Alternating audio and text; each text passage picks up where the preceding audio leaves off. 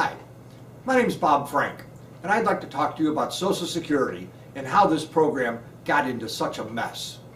First though, I'd like to give you a little bit of history about the Social Security Act, because I believe with that foundation, we'll better be able to understand how we may be able to fix this program and how it got into being such a mess.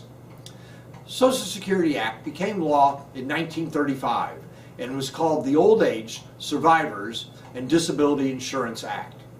The act was funded through taxes, payroll taxes, that we all see and know as FICA.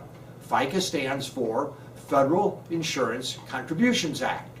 And when this act was being debated in Congress, especially in the Senate Finance Committee, questions were asked of the Secretary of Labor Perkins at that time if this wasn't a form of socialism.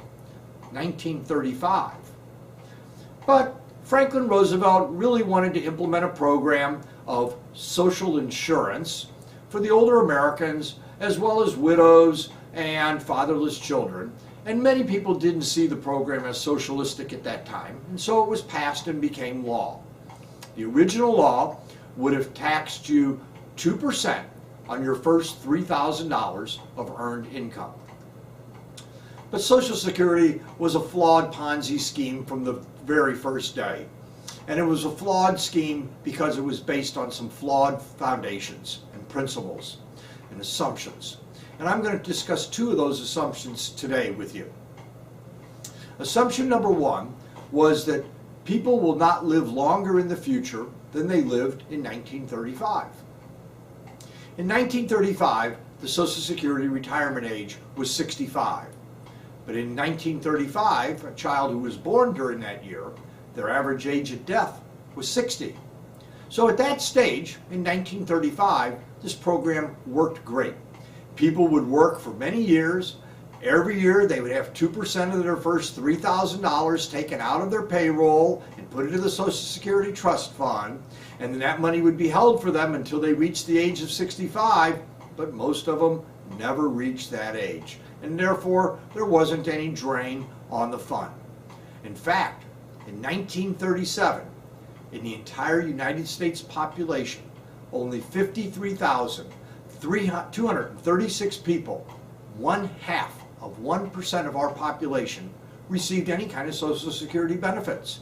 And those benefits only totaled $1.3 million. But by 1942, life expectancy for a newborn child had reached 66 years of age, and life expectancy has remained above the retirement age for every year since.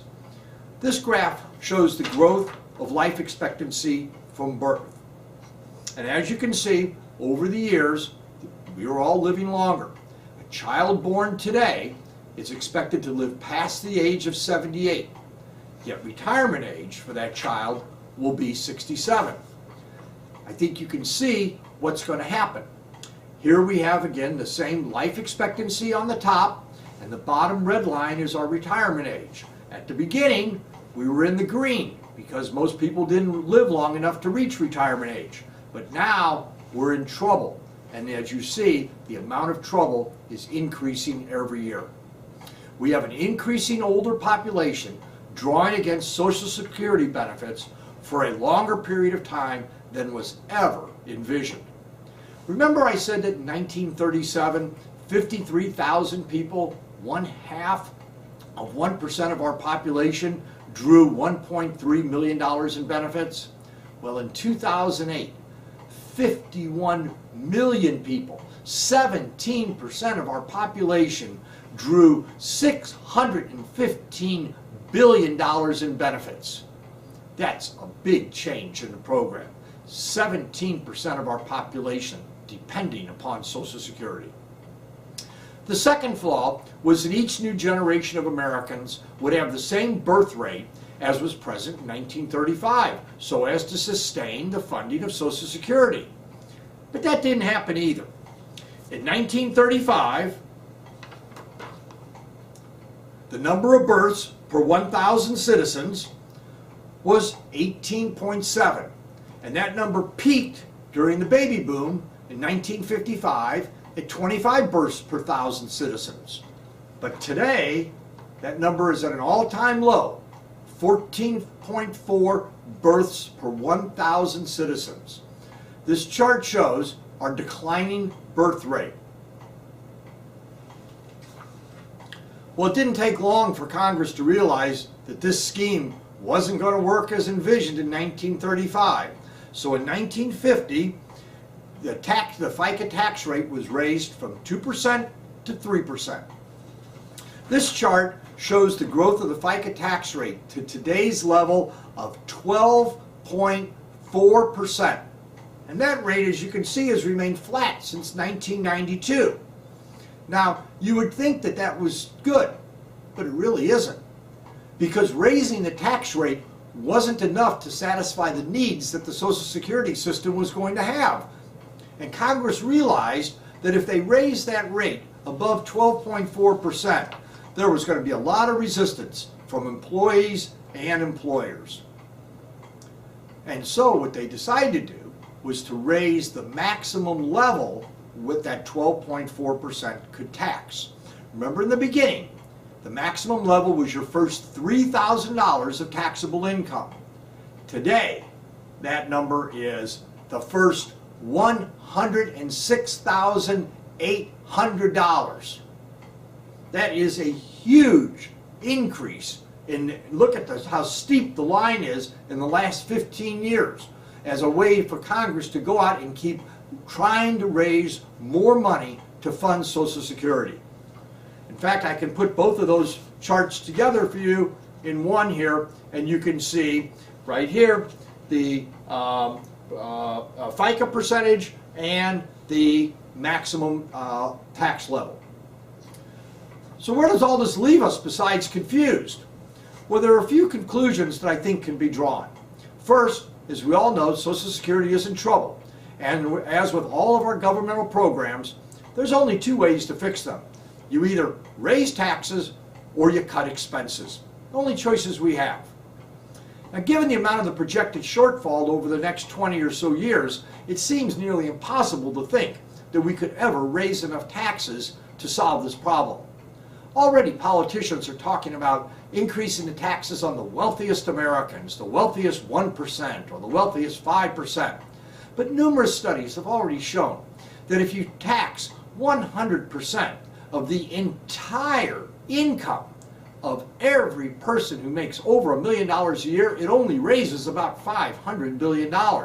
And we're spending $1.3, $1.5 trillion.